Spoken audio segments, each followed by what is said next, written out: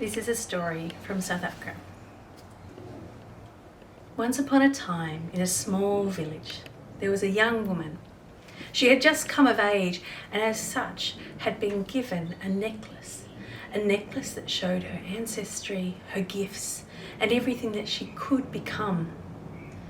Every girl in this village got their necklace when they were of age, and it was one of their most treasured possessions.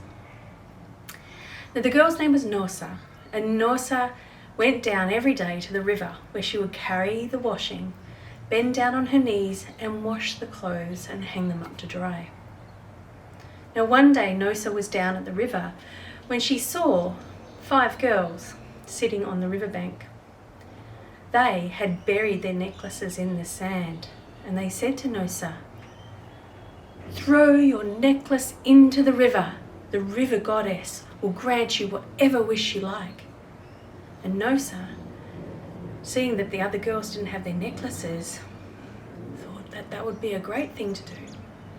She threw her necklace into the centre of the river where it sunk to the bottom of it.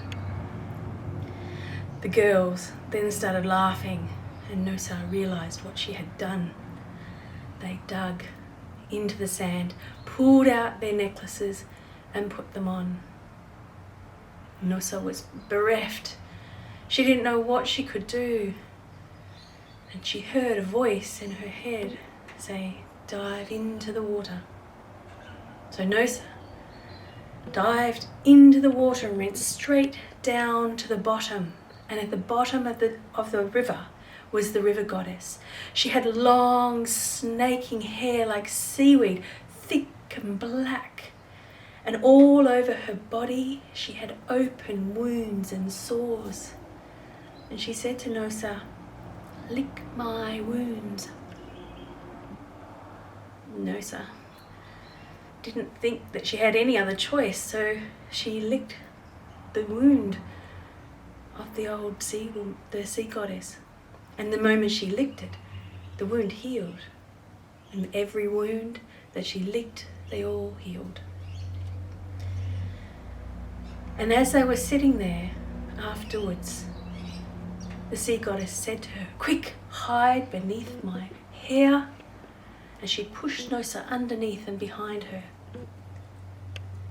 And just then the water started to swirl and whirl and darken and get muddy. And a great serpent with teeth like a crocodile came out and could smell Nosa. It searched everywhere, but it could not find her. And it swam away, and the water cleared, and the sea goddess brought Nosa out from behind her.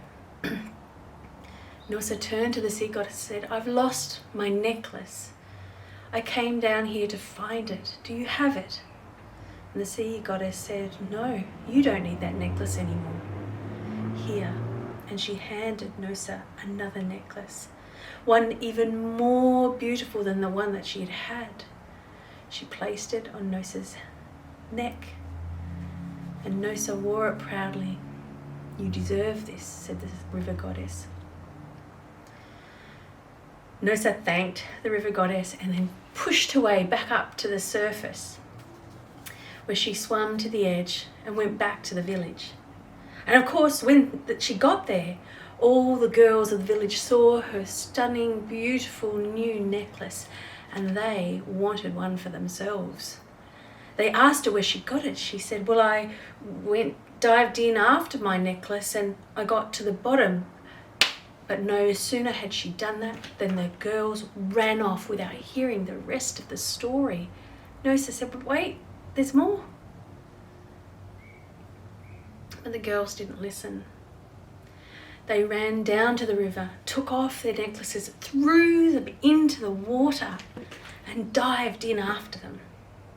At the bottom of the river, they found the old sea goddess with her tangled hair.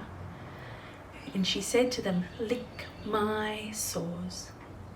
"Ew, gross, I'm not doing that. That's disgusting," they all cried. wasn't long before the water swirled and darkened, and a great serpent creature with teeth like crocodiles came through the water and ate each one of those girls, bones and all. When Nosa had come down to the river to see where the girls were, she found their 5 necklaces along the sandy bank. Now it is said that Nosa became the village elder.